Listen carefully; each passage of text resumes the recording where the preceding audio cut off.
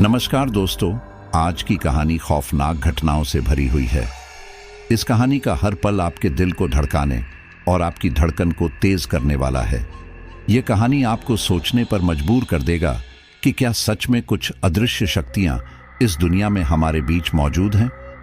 कहानी शुरू करने से पहले आपसे गुजारिश है कि अगर आपने हमारे चैनल को सब्सक्राइब नहीं किया है तो प्लीज चैनल को सब्सक्राइब कर लें और कमेंट में बताएं कि आप यह कहानी कहां से देख रहे हैं। कहानी शुरू होती है राजस्थान के सोनगढ़ से। यह किला अपनी भव्यता के लिए प्रसिद्ध था, लेकिन इसके साथ कई डरावनी कहानियां भी जुड़ी थीं। कहते हैं कि यहां आधी रात के बाद कोई अकेला नहीं जाता, क्योंकि किले में एक लाल साड़ी वाली औरत भटकती है। आदित्य, जो एक फोटोग्राफर था, ने इन कहानियों को सिर्फ एक अफवाह समझा और अपनी जिज्ञासा के चलते किले की रहस्यमयी रात को कैमरे में कैद करने का फैसला किया। रात के करीब 1:30 रहे थे जब आदित्य अपनी जीप से सोनगढ़ के रास्ते पर था। चारों ओर घना जंगल था, हवा में अजीब सी ठंडक थी और हल्की हल्की धुंध ने रास्ते को और रहस्यमय बना दिया था। उसके मोबाइल पर कोई नेटवर्क नहीं था और सड़क पर दूर दूर तक कोई भी नजर नहीं आ रहा था। जैसे ही वह किले के पास पहुंचा, उसकी गाड़ी अचानक झटके से रुक गई। उसने कार स्टार्ट करने की कोशिश की, मगर इंजन ने कोई प्रतिक्रिया नहीं दी। तभी उसकी नजर सामने गई। सड़क के किनारे एक औरत खड़ी थी, लाल साड़ी पहने, लंबे खुले बाल, और उसकी पीठ आदित्य की ओर थी। आदित्य को यह थोड़ा अजीब लगा। इतनी रात को यहां कोई औरत क्या कर रही थी? उसने खिड़की से बाहर झांककर आवाज लगाई, मैम, आपको यहां इस समय नहीं होना चाहिए। क्या आपको मदद चाहिए? लेकिन औरत ने कोई जवाब नहीं दिया। वह एकदम स्थिर खड़ी रही। तभी अचानक, बिना कोई हरकत किए, उसका सिर धीरे धीरे 180 डिग्री पर घूमा और उसकी आंखें आदित्य से टकराईं। उन आंखों में कुछ ऐसा था जिससे आदित्य की रीढ़ में ठंडक दौड़ गई। उसकी आंखें लाल और शून्य में ताकती हुई थीं, मानो किसी दूसरी दुनिया से आई हों। आदित्य ने झट से कार स्टार्ट करने की कोशिश की और इस बार इंजन चालू हो गया। वह तेजी से एक्सीलरेटर दबाकर वहां से भागने लगा, लेकिन जैसे ही उसने आगे का रास्ता देखा, उसका दिल दहशत से थम गया। वही औरत अब सड़क के बीचों बीच खड़ी थी, बिल्कुल निश्चल। गाड़ी के ब्रेक लगाते ही चारों ओर अजीब सी सिसकियों की आवाज गूंजने लगी। आदित्य को लगा कि ये उसका भ्रम है, मगर तभी उसके कानों में कोई फुसफुसाया, तुम यहां क्यों आए हो? डर के मारे उसने अपनी आंखें बंद कर लीं। जब उसने फिर से देखा तो औरत वहां से गायब थी, लेकिन उसके गले में अचानक ठंडी हवा का एहसास हुआ, जैसे कोई बहुत पास खड़ा हो। उसने अपने गले पर हाथ फेरा तो उसे वहां एक गीला धागा महसूस हुआ, जैसे किसी ने वहां अपना हाथ रखा हो। उसका दिमाग सुन्न हो गया था। उसने तेजी से गाड़ी बढ़ाई और किसी तरह किले के मुख्य द्वार पर पहुंच गया। लेकिन जैसे ही उसने किले के अंदर कदम रखा, दरवाजे अपने आप भारी आवाज के साथ बंद हो गए। अब वह किले के अंदर था। चारों ओर अंधेरा और सन्नाटा। उसकी फ्लैशलाइट की हल्की रोशनी दीवारों पर पुरानी और धुंधली पेंटिंग्स पर पड़ रही थी। कुछ चित्रों में औरतों के चेहरे पर अजीब सा डर उकेरा हुआ था। अचानक हवा में एक मीठी खुशबू फैली, गुलाब की खुशबू, और तभी किले के अंदरूनी हिस्से से किसी के पायल की आवाज आई, धीमी मगर साफ। आदित्य की सांसें तेज हो गईं। उसने कैमरा उठाया और हल्की रोशनी में देखा, लेकिन वहां कोई नहीं था। तभी उसकी गर्दन पर फिर वही ठंडा एहसास हुआ। इस बार किसी ने धीरे से उसके कंधे पर हाथ रखा। पूरा शरीर सुन्न हो गया। जब उसने धीरे से मुड़कर देखा तो वही लाल साड़ी वाली औरत ठीक उसके सामने खड़ी थी, मगर इस बार उसका चेहरा डरावना रूप ले चुका था। गहरी काली आंखें, फटी हुई मुस्कान और खून से सनी हुई साड़ी। अब तुम वापस नहीं जा सकते, औरत ने धीमे स्वर में कहा। आदित्य ने घबराकर पीछे हटने की कोशिश की, मगर उसके पैर किसी चीज में उलझ गए और वह जमीन पर गिर पड़ा। उसके हाथ में कैमरा था, लेकिन स्क्रीन पर जो दिख रहा था उसने उसकी रूह कंपा दी। स्क्रीन पर वही औरत झुकी हुई थी, मगर असल में उसके सामने कोई नहीं था। कमरे में अचानक हल्की लाल रोशनी भर गई और चारों ओर हल्की हल्की हंसी गूंजने लगी। दरवाजे पर खून से लिखे शब्द चमक उठे, रात रानी तुम्हारा इंतजार कर रही थी। आदित्य चीखते हुए खड़ा हुआ और भागने की कोशिश करने लगा, मगर जैसे ही वह दरवाजे तक पहुंचा, किसी अदृश्य ताकत ने उसे खींच लिया। दरवाजा खुला और बाहर की ठंडी हवा अंदर आई। जब आदित्य ने आंखें खोलीं तो वह किले के बाहर था। उसकी गाड़ी ठीक उसी जगह खड़ी थी जहां वह रुकी थी, मगर कुछ बदला हुआ था। उसके हाथ में एक पुराना चूड़ा था, वही जो उस औरत ने पहना था। क्या सच में यह सब हुआ था या फिर यह सिर्फ एक भ्रम था? मगर सबसे बड़ा सवाल यह था, अगर वह सब सपना था तो उसके हाथ में वह चूड़ा कैसे आया? आदित्य का दिल बेतहाशा धड़क रहा था। उसके हाथों में वह पुराना चूड़ा अब भी था, मगर यह सूखा नहीं था। इसमें ताज़ा खून के धब्बे थे। उसने उसे झट से जमीन पर फेंक दिया और गाड़ी में बैठते ही इंजन स्टार्ट करने की कोशिश करने लगा। गाड़ी एक झटके से चालू हो गई, लेकिन जैसे ही उसने एक्सीलरेटर दबाया, उसे पीछे से किसी के हंसने की आवाज आई। एक धीमी, डरावनी हंसी जो रात की नीरवता में गूंज रही थी। उसकी हिम्मत नहीं हुई कि वह पीछे मुड़कर देखे, मगर उसके कार के शीशे में एक परछाई उभर रही थी, वही लाल साड़ी वाली औरत। उसके चेहरे पर एक डरावनी मुस्कान थी और उसकी आंखें सीधी आदित्य की आंखों से टकरा रही थीं। आदित्य ने पूरा जोर लगाकर गाड़ी आगे बढ़ाई। जंगल का रास्ता अब और भी अंधेरा लग रहा था। वह जितना तेज भागने की कोशिश करता, उतना ही उसे लगता कि कोई उसका पीछा कर रहा है। अचानक सड़क पर फिर वही औरत खड़ी दिखी, इस बार गाड़ी के ठीक सामने। आदित्य ने ब्रेक लगाने की कोशिश की, मगर गाड़ी उसके नियंत्रण से बाहर हो गई।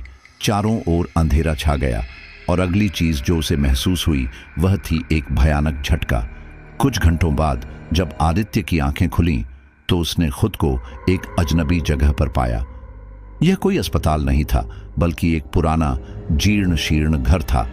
कमरे की दीवारों पर पुराने धुंधले चित्र लटक रहे थे और फर्श पर जले हुए दियों के निशान थे। वह लड़खड़ाते हुए उठा और दरवाजे की ओर बढ़ा, मगर जैसे ही उसने दरवाजा खोला, उसके सामने वही औरत खड़ी थी, लाल साड़ी पहने, मगर इस बार उसके चेहरे पर कोई मुस्कान नहीं थी। उसकी आंखों में गहरा दुहक था और उसके होठों से सिर्फ एक शब्द निकला, बचाओ। आदित्य का पूरा शरीर सुन्न पड़ गया। यह वही भूतिया आत्मा थी जो कुछ देर पहले उसे मारने की कोशिश कर रही थी, मगर अब उसकी आंखों में कोई क्रूरता नहीं थी, बल्कि वह खुद किसी डर से कांप रही थी। कौन हो तुम? आदित्य ने कांपती आवाज में पूछा। औरत ने धीरे से अपनी उंगली उठाई और एक कोने की ओर इशारा किया। आदित्य ने जैसे ही उधर देखा, उसकी रूह कांप उठी। कमरे के कोने में एक परछाई खड़ी थी, मगर वह किसी इंसान की नहीं थी। यह एक विकृत आकृति थी जिसकी आंखें जलते अंगारों जैसी चमक रही थीं और उसके लंबे टेढ़े मेढ़े हाथ धीरे धीरे आगे बढ़ रहे थे। औरत चीखने लगी, वो आ रहा है, भागो! कमरा अचानक जलने लगा। चारों ओर आग की लपटें उठने लगीं और एक काली धुंध चारों ओर फैलने लगी। आदित्य को लगा जैसे वह किसी दूसरे ही समय में चला गया हो, एक ऐसी जगह जहां न तो दिन था न रात, सिर्फ अंधेरा। अचानक उसके कानों में एक और आवाज गूंजने लगी। यह किसी बूढ़ी औरत की आवाज थी जो लगातार कोई मंत्र बुदबुदा रही थी। आदित्य ने चारों ओर देखा, मगर वहां कोई नहीं था। उसकी आंखों के सामने सब कुछ धुंधला पड़ने लगा और फिर सब कुछ काले अंधेरे में समा गया। जब उसने दोबारा आंखें खोली तो वह फिर से अपनी गाड़ी में था, उसी किले के बाहर, लेकिन इस बार कुछ अलग था। उसकी कार के बोनट पर खून से एक संदेश लिखा था, तुमने उसे जगा दिया, अब वह तुम्हें ढूंढेगा। आदित्य की सांसें रुकने लगीं। ये किसकी बात हो रही थी?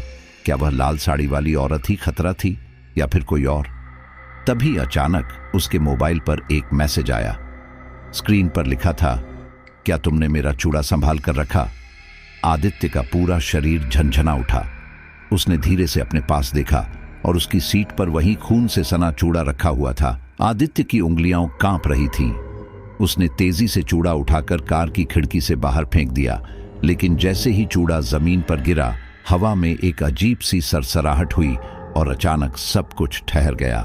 पेड़, पत्तियां, रात की हल्की ठंडी हवा, सब कुछ जैसे एक पल के लिए जम गया हो। फिर उसकी कार के चारों ओर एक परछाई घूमने लगी। शीशे पर उंगलियों के निशान उभरने लगे, मानो कोई अंदर आने की कोशिश कर रहा हो। आदित्य ने तेजी से कार स्टार्ट करने की कोशिश की, मगर इंजन एक अजीब घुरघुराहट के साथ बंद हो गया। फिर अचानक पिछली सीट से एक धीमी मगर कांपती हुई आवाज आई, तुमने उसे फेंक दिया? आदित्य का दिल एक पल के लिए रुक गया, उसके रोंगटे खड़े हो गए। उसने धीरे धीरे रियर व्यू मिरर में देखा और उसके होश उड़ गए। वह लाल साड़ी वाली औरत अब उसकी कार के अंदर बैठी थी, मगर इस बार उसका चेहरा और भी भयावह लग रहा था। उसकी आंखों से काले आंसू बह रहे थे और उसके होठों पर एक अजीब सी मुस्कान थी। मैंने तुमसे कहा था ना, मेरा चूड़ा संभाल कर रखना, उसने फुसफुसाते हुए कहा। आदित्य चीखते हुए दरवाजा खोलने की कोशिश करने लगा, मगर कार के सारे दरवाजे लॉक हो चुके थे। उसकी सांस तेज हो गई थी, दिल बेतहाशा धड़क रहा था। तभी अचानक औरत ने अपनी पतली ठंडी उंगलियां आदित्य की गर्दन पर रख दी। एक ठंडक उसके शरीर में दौड़ गई और उसे ऐसा महसूस हुआ जैसे उसकी आत्मा धीरे धीरे उसके शरीर से बाहर खींची जा रही हो। तुमने उसे जगा दिया, औरत ने फुसफुसाया। अब वह आ रहा है। और तभी कार के बाहर एक भयंकर गड़गड़ाहट हुई। पूरा वातावरण एक अजीब सी धुंध से भर गया और किसी ने कार की छत पर जोर से वार किया। आदित्य ने चीखते हुए अपनी आंखें बंद कर लीं और जब उसने दोबारा आंखें खोलीं तो वह कहीं और था। एक दूसरा समय, एक दूसरी दुनिया। आदित्य अब सोनगढ़ के किले के अंदर था, मगर यह वैसा नहीं दिख रहा था जैसा वह पहले देख चुका था। यहाँ के पत्थर नए लग रहे थे, दीवारें बिना किसी दरार के चमक रही थीं और दियों की रोशनी से पूरा किला जगमगा रहा था। यह सोनगढ़ का वर्तमान नहीं था, यह उसका अतीत था। यह कैसे हो सकता है? आदित्य ने खुद से कहा। तभी पीछे से किसी ने उसका नाम पुकारा, आदित्य। वह घबराकर पीछे मुड़ा और उसके सामने वही लाल साड़ी वाली औरत खड़ी थी, मगर इस बार वह कोई भूत नहीं थी। वह एक साधारण महिला की तरह दिख रही थी, मगर उसकी आंखों में एक अजीब सा डर था। तुम यहां क्यों आए हो? उसने कांपती आवाज में पूछा। आदित्य कुछ कहने ही वाला था कि अचानक पूरे किले में अफरा तफरी मच गई। चारों ओर सैनिक भाग रहे थे, लोग चिल्ला रहे थे और आकाश काले धुएं से भर गया। वो आ रहा है, किसी ने चीख कर कहा। और तभी किले के बड़े दरवाजे पर एक भयानक परछाई उभर आई। वह इंसान नहीं था, उसकी आंखें अंगारों की तरह जल रही थीं और उसके लंबे टेढ़े हाथ हवा में उठे हुए थे। ये कौन है? आदित्य ने घबराकर पूछा। लाल साड़ी वाली औरत ने उसकी ओर देखा और धीमी आवाज में कहा, ये वही है जिसे तुमने जगा दिया। आदित्य की सांसें तेज हो गईं। उसकी धड़कनें इतनी जोर से चल रही थीं कि उसे लगा किले की पत्थर की दीवारें भी इसे महसूस कर सकती हैं। उसके सामने खड़ी लाल साड़ी वाली औरत अब डर के मारे कांप रही थी। कौन है ये? आदित्य ने धीरे से पूछा। औरत की आंखें भय से फैल गईं। उसने कांपती आवाज में जवाब दिया, ये वही है जिसे सदियों पहले बंद कर दिया गया था, लेकिन तुमने इसे जगा दिया और अब यह सब कुछ खत्म कर देगा। आदित्य कुछ समझ पाता उससे पहले ही किले के अंदर तेज हवाएं चलने लगीं, मशालें बुझने लगीं और हर कोने से अजीब सी फुसफुसाहटें सुनाई देने लगीं। आदित्य, उसने एक झटके से पीछे देखा। वह काली परछाई अब और नजदीक आ गई थी। उसकी आंखें जलते कोयले की तरह चमक रही थीं और उसके लंबे नुकीले हाथ हवा में फैले हुए थे। तुमने इसे जगा दिया, वह गहरी गरजती हुई आवाज में बोली। अब कोई इसे रोक नहीं सकता। अचानक जमीन हिलने लगी, पूरा किला कंपन करने लगा, जैसे कोई बहुत बड़ी आपदा आने वाली हो। आदित्य को लगा कि उसे तुरंत यहां से भागना चाहिए। भागो! लाल साड़ी वाली औरत ने चीखते हुए उसका हाथ पकड़ा और अंधेरे गलियारे की ओर दौड़ने लगी। लेकिन किले की दीवारों में कुछ अजीब सा हो रहा था। जैसे जैसे वे आगे बढ़ते, पत्थर की दीवारों से लंबे सड़े गले हाथ निकलने लगे। उन हाथों के नाखून बड़े और नुकीले थे और वे दोनों को पकड़ने की कोशिश कर रहे थे। ये क्या हो रहा है? आदित्य घबराकर बोला। ये मरे हुए लोगों की आत्माएं हैं, औरत ने कहा। वह इनसे शक्ति ले रहा है ताकि खुद को और ताकतवर बना सके। आदित्य को लगा कि उसके कदम अब भारी हो रहे हैं। हवा में एक अजीब सी ऊर्जा थी जो उसके शरीर को जकड़ने की कोशिश कर रही थी। तभी औरत ने उसे एक पुराना दरवाजा दिखाया। हमें वहां से बाहर निकलना होगा। आदित्य ने पूरी ताकत से दौड़ लगाई। वह दरवाजे के पास पहुंचा और उसे जोर से धक्का दिया। दरवाजा चरमराया लेकिन खुला नहीं। पीछे से काली परछाई अब और करीब आ चुकी थी। वह अब हवा में तैर रही थी और उसकी आंखों से काले धुएं की लहरें निकल रही थीं। तुम बच नहीं सकते, उसने गरजती आवाज में कहा। आदित्य ने पूरी ताकत से दरवाजे पर एक और धक्का मारा। इस बार दरवाजा खुल गया और वह औरत के साथ बाहर कूद गया, लेकिन बाहर आते ही वह यह देखकर सन्न रह गया। वह फिर से अपनी गाड़ी में था। सब कुछ वैसा ही था। किला उसके सामने था। रात का अंधेरा अब भी गहरा था और उसकी कार का इंजन अभी भी चालू था। ये कैसे हो सकता है? उसने अपने चारों ओर देखा, लेकिन लाल साड़ी वाली औरत अब कहीं नहीं थी। आदित्य ने गहरी सांस ली। उसने अपनी सीट बेल्ट खोली और गाड़ी से बाहर निकला, लेकिन जैसे ही उसने जमीन पर कदम रखा उसे कुछ महसूस हुआ। उसके हाथ में अब भी वही खून से सना चूड़ा था। क्या वह सपना था या मैं सच में वहां गया था? वह यह सोच ही रहा था कि अचानक उसके मोबाइल पर फिर से एक मैसेज आया। स्क्रीन पर लिखा था, तुम बच तो गए, लेकिन क्या सच में? आदित्य के चेहरे का रंग उड़ गया। उसने कांपते हाथों से फोन नीचे गिरा दिया और तभी उसकी कार के शीशे में एक परछाई दिखी। वही लाल साड़ी वाली औरत अब भी उसे घूर रही थी। आदित्य का पूरा शरीर सुन्न पड़ गया। उसकी सांसें थम गईं और दिल इतनी जोर से धड़कने लगा कि उसे लगा कि उसकी धड़कनों की आवाज चारों तरफ गूंज रही है। उसने हिम्मत जुटाकर धीरे धीरे कार के शीशे में देखा। वह वहीं थी। लाल साड़ी में लिपटी हुई, लंबे काले बाल उसके चेहरे को आधा ढके हुए थे, मगर उसकी आंखें वे जलते अंगारों की तरह चमक रही थीं। उसके होंठों पर वही अजीब सी मुस्कान थी, मानो वह जानती हो कि आदित्य अब कहीं नहीं भाग सकता। आदित्य ने तेजी से अपनी कार का दरवाजा खोला और अंदर बैठ गया। उसने गाड़ी स्टार्ट करने की कोशिश की, लेकिन इंजन सिर्फ घुरघुरा कर रह गया। नहीं नहीं, अब नहीं। उसने बार बार चाबी घुमाई, लेकिन इंजन ने जैसे चलने से इनकार कर दिया। तुम भाग नहीं सकते आदित्य। ये वही आवाज थी, धीमी मगर इतनी ठंडी कि उसकी रीढ़ में सिरहन दौड़ गई। अचानक उसकी कार का रेडियो अपने आप चालू हो गया। उसमें से धीमी लेकिन भयानक हंसी की आवाज आने लगी। हाँ हाँ हाँ हाँ हाँ। आदित्य ने एक झटके से रेडियो बंद करने की कोशिश की, लेकिन बटन काम नहीं कर रहे थे। आवाज और तेज होने लगी और फिर कुछ जोर से कार की छत पर गिरा। आदित्य की सांस रुक गई। उसने धीरे धीरे अपनी नजर ऊपर उठाई। छत पर धूल उड़ रही थी और बाहर से कुछ भारी कदमों की आवाज आ रही थी, जैसे कोई धीरे धीरे कार की छत पर चल रहा हो। कौन है वहां? उसने कांपती आवाज में पूछा। कोई जवाब नहीं आया। फिर अचानक उसकी कार के शीशे पर एक लंबी, पतली मगर भयानक रूप से विकृत उंगली खींची गई। छच। आदित्य। यह फुसफुसाहट नहीं थी, यह एक आदेश था। आदित्य का पूरा शरीर बर्फ की तरह ठंडा पड़ गया। वह धीरे धीरे पीछे मुड़ा और जैसे ही उसने रियर व्यू मिरर में देखा, वह लाल साड़ी वाली औरत अब ठीक पीछे की सीट पर बैठी थी। उसका चेहरा अब पूरी तरह विकृत हो चुका था। उसकी आंखों से काले आंसू बह रहे थे और होंठों से काले धुएं की लकीरें निकल रही थीं। अब तो मेरे साथ चलोगे ना आदित्य? उसने फुसफुसाकर कहा और तभी धड़ाम की आवाज आई। पूरी कार एक झटके से हिल गई।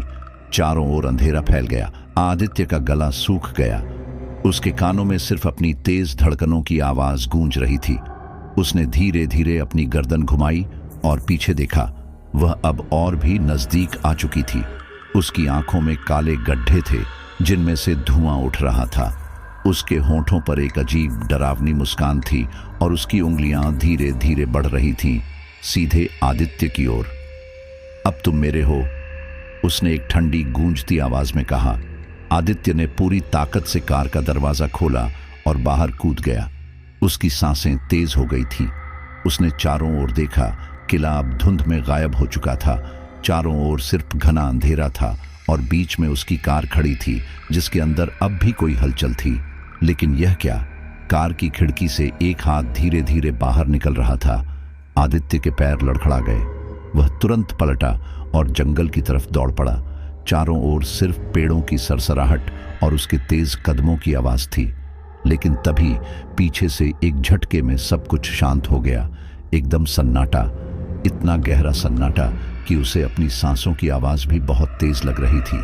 फिर उसने सुना कोई फुसफुसा रहा था, तुम मुझसे बच नहीं सकते। उसकी रीढ़ में एक ठंडी लहर दौड़ गई। उसने धीरे धीरे पीछे मुड़ने की कोशिश की, लेकिन जैसे ही उसने सिर घुमाया, उसके सामने वही लाल साड़ी वाली औरत खड़ी थी। लेकिन इस बार उसका चेहरा पूरी तरह जला हुआ था। उसकी चमड़ी पिघल रही थी, आंखों से खून बह रहा था और उसकी उंगलियां अब लंबे नुकीले पंजों में बदल चुकी थीं।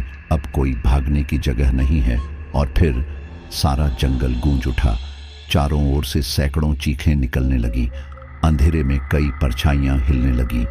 हर दिशा से कुछ अजीब आकृतियां बढ़ने लगी, कुछ इंसानों जैसी मगर बिना चेहरे की, कुछ सड़ी गली लाशों जैसी जो धीरे धीरे जमीन से निकल रही थी। आदित्य ने पूरी ताकत से दौड़ लगाने की कोशिश की, लेकिन अचानक कोई चीज उसकी टांगों में लिपट गई। उसने नीचे देखा, एक सड़ा गला हाथ उसकी टांगों को जकड़ चुका था। नहीं नहीं, मुझे जाने दो। उसने छूटने की कोशिश की, लेकिन जितना संघर्ष करता उतनी ही जोर से हाथ उसे नीचे खींचने लगते। उसने ऊपर देखा, लाल साड़ी वाली औरत अब बिल्कुल उसके सामने थी। अब तुम मुझसे कभी नहीं बच सकते। और फिर सारा अंधेरा एक साथ उसके ऊपर टूट पड़ा। चारों ओर गहरा अंधकार छा गया। आदित्य को महसूस हुआ कि वह किसी ठंडी चिपचिपी चीज के अंदर समा रहा है। उसकी सांसें तेज हो गईं, लेकिन चीखना तो दूर, अब वह अपनी आवाज तक नहीं निकाल पा रहा था। आदित्य, वह आवाज अब उसके कानों में नहीं बल्कि उसके दिमाग में गूंज रही थी। फिर अचानक एक झटके से सब कुछ शांत हो गया। जब उसकी आंखें खुलीं तो वह जमीन पर पड़ा था। चारों ओर गहरी धुंध थी। जंगल का कोई निशान नहीं था। किला भी गायब हो चुका था। वह एक वीरान उजाड़ मैदान में था। लेकिन सबसे डरावनी बात यह थी कि उसके ठीक सामने एक पुराना टूटा फूटा शीशा रखा था। आदित्य ने कांपते हुए उसमें देखा, और जो उसने देखा उससे उसकी रूह कांप गई। शीशे में कोई और खड़ा था, लाल साड़ी में वही औरत। मगर यह कैसा मजाक था, क्योंकि शीशे के बाहर कोई नहीं था। उसने हिम्मत जुटाकर हाथ बढ़ाया और शीशे को छूने की कोशिश की। एक हाथ अंदर से बाहर निकला और उसकी कलाई कसकर पकड़ ली। आदित्य की चीख निकल गई। उसने खुद को छुड़ाने की पूरी कोशिश की, लेकिन वह हाथ उसे धीरे धीरे शीशे के अंदर खींच रहा था। नहीं, मुझे छोड़ दो। उसने पूरा जोर लगाया, मगर उसकी ताकत धीरे धीरे खत्म हो रही थी।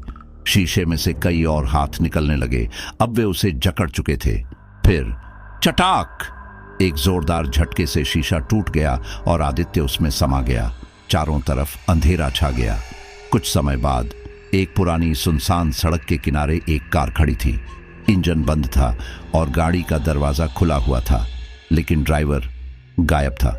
उसके मोबाइल की स्क्रीन अब भी जल रही थी, जिसमें एक अधूरी गूगल मैप लोकेशन दिख रही थी, सोनगढ़ किला, राजस्थान। और तभी गाड़ी के शीशे में हल्की हलचल हुई। अगर कोई ध्यान से देखता तो उसे शीशे में एक परछाई दिखाई देती, लाल साड़ी में, एक अजीब रहस्यमयी मुस्कान के साथ। क्या आदित्य अब उसी दुनिया में फंस चुका था जहां से कोई वापसी नहीं थी, या यह किसी और के लिए एक नई शुरुआत थी? रात बीत चुकी थी। सुबह की हल्की रोशनी सोनगढ़ किले के आसपास के जंगलों पर पड़ रही थी, मगर वहां कुछ बदला बदला सा लग रहा था। सोनगढ़ किले के पास से गुजरने वाले लोग अक्सर महसूस करते थे कि कोई उन्हें देख रहा है, मगर जब वे पीछे मुड़ते तो वहां कोई नहीं होता। लेकिन आज कुछ अलग था। एक गाड़ी अभी भी वहीं खड़ी थी।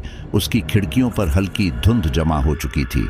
सड़क सुनसान थी और वातावरण में एक अजीब सी ठंडक थी जो फरवरी के मौसम से कहीं ज्यादा डरावनी लग रही थी।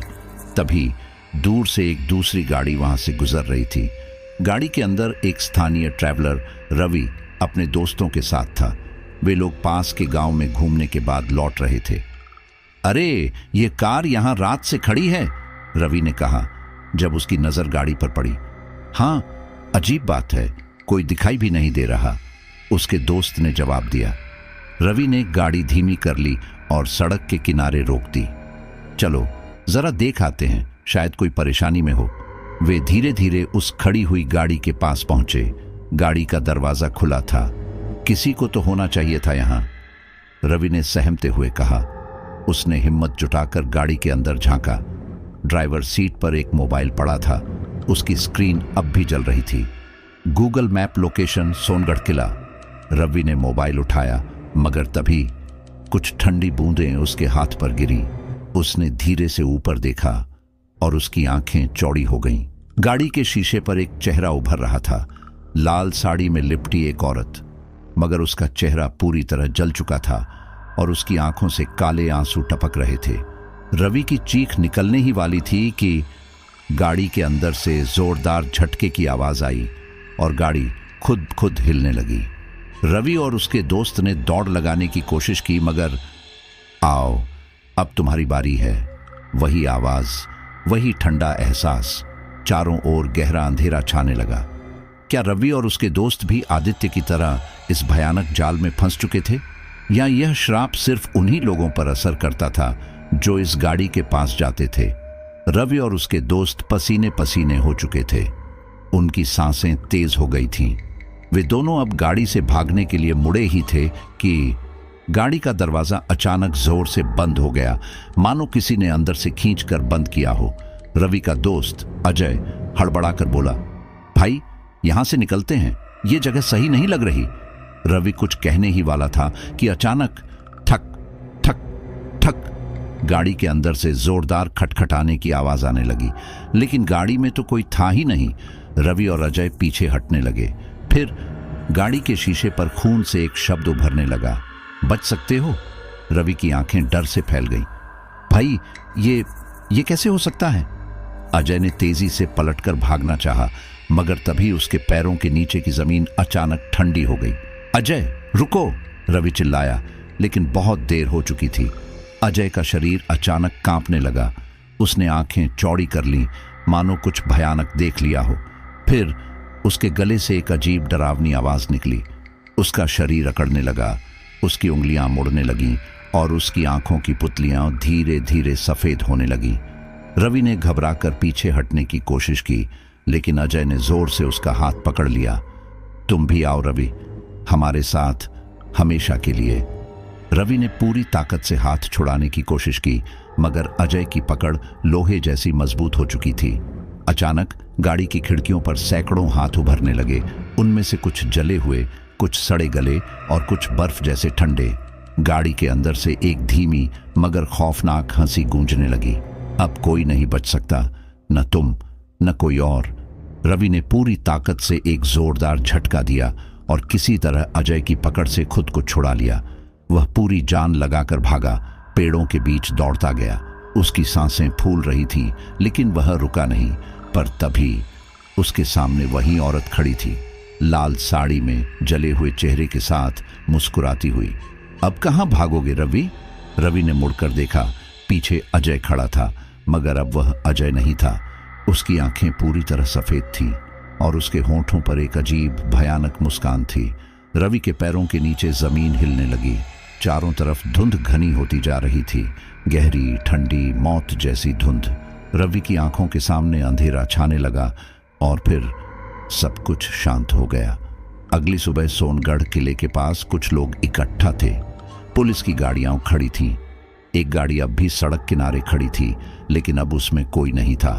मोबाइल वहीं पड़ा था, लेकिन स्क्रीन अब बुझ चुकी थी। रवि और अजय का कोई नामो निशान नहीं था।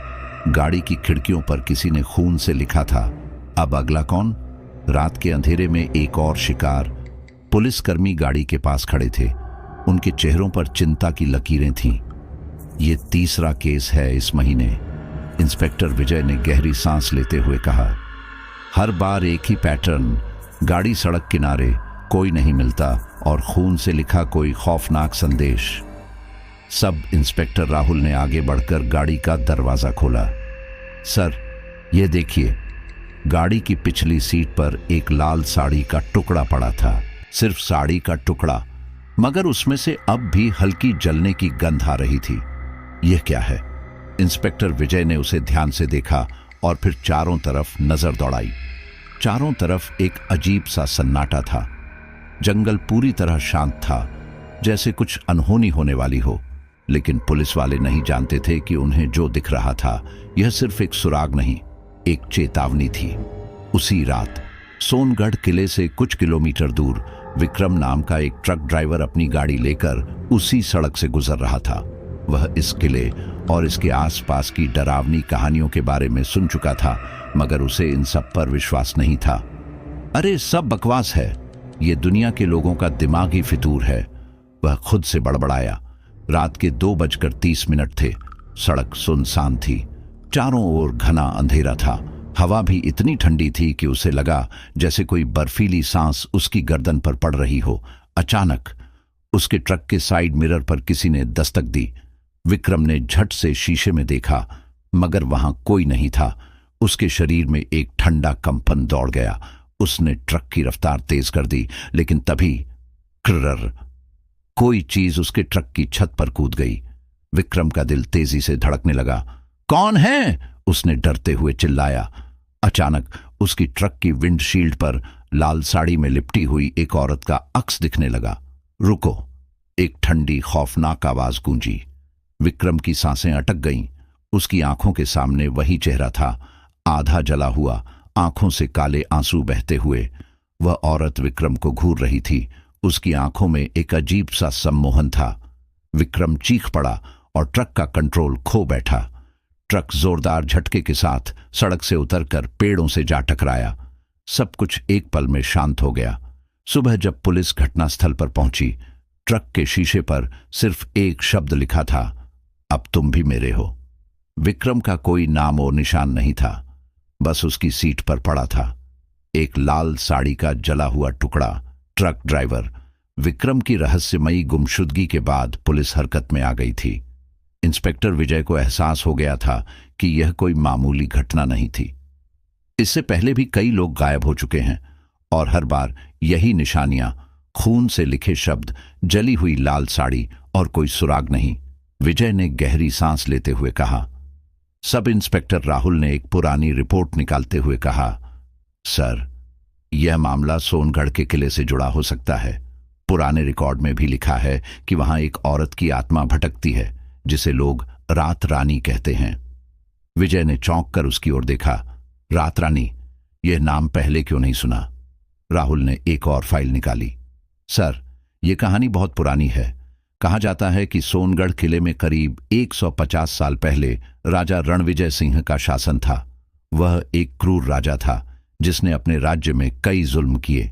उसकी एक रानी थी, रानी सुरेखा। उसे लाल साड़ियां पहनना बहुत पसंद था। लेकिन विजय ने सवाल किया, लेकिन राजा को शक था कि रानी किसी और से प्रेम करती है। एक दिन उसने गुस्से में आकर रानी को जिंदा जला दिया। क्या? विजय के चेहरे पर घृणा और गुस्से का मिश्रण था। हाँ सर, और रानी ने मरने से पहले श्राप दिया था कि जो भी इस किले के पास आएगा वह उसकी आत्मा का शिकार बन जाएगा। विजय को लगा जैसे उसके रोंगटे खड़े हो गए हों। तो इसका मतलब जो लोग गायब हो रहे हैं वो शायद रानी सुरेखा की आत्मा उन्हें अपने साथ ले जा रही है। रात 12 बजे किले की तरफ एक मिशन इंस्पेक्टर विजय, राहुल और उनकी टीम ने तय किया कि वे आज रात सोनगढ़ किले में जाकर इस रहस्य से पर्दा उठाएंगे। आधी रात को जब पूरा इलाका अंधेरे में डूब चुका था, पुलिस की 3 गाड़ियां किले की तरफ बढ़ रही थीं। हवा में एक अजीब सी ठंडक थी। सर, यह जगह कुछ ज्यादा ही शांत नहीं लग रही? कांस्टेबल दीपक ने कहा। विजय ने सिर हिलाया। हां, यह सन्नाटा अच्छा संकेत नहीं है। वे सभी टॉर्च लेकर किले के अंदर गए। अंदर हर तरफ धूल और जाले थे और पुराने समय के बड़े बड़े झूमर अब जमीन पर टूटे पड़े थे। तभी थक थक थक सीढ़ियों पर किसी के चलने की आवाज आई। सभी पुलिस वाले एक साथ मुड़ गए, लेकिन वहां कोई नहीं था। कौन है? विजय ने जोर से पूछा। कोई जवाब नहीं आया। फिर एक धीमी हंसी गूंज उठी। तुम लोग क्यों आए हो? मेरी नींद क्यों तोड़ रहे हो? यह आवाज इतनी ठंडी और खौफनाक थी कि सभी कांस्टेबलों के चेहरे पीले पड़ गए। अचानक एक तेज झोंका आया और दरवाजे अपने आप बंद हो गए। सर, यह जगह सही नहीं है, कांस्टेबल दीपक घबराकर बोला। शांत रहो, हम बिना सच्चाई जाने यहां से नहीं जाएंगे, विजय ने कड़कते हुए कहा। वे धीरे धीरे किले के सबसे गहरे हिस्से की तरफ बढ़े जहां रानी सुरेखा को जलाया गया था।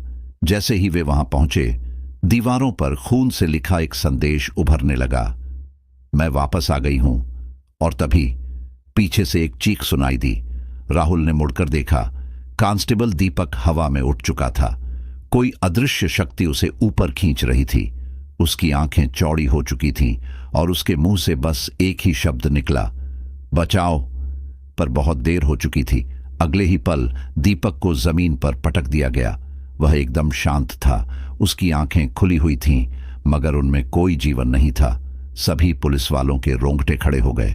विजय ने कांपते हुए दीपक की नब्ज देखी। वह मर चुका था। राहुल घबराकर चिल्लाया, सर, हमें यहां से निकलना होगा। लेकिन तभी पूरे किले में एक कर्कश हंसी गूंज उठी। सामने की दीवार पर खून से फिर से कुछ लिखा जा रहा था। दोस्तों, अगला भाग देखने के लिए हमारे चैनल को सब्सक्राइब कर लेना। मिलते हैं अगले वीडियो में। धन्यवाद।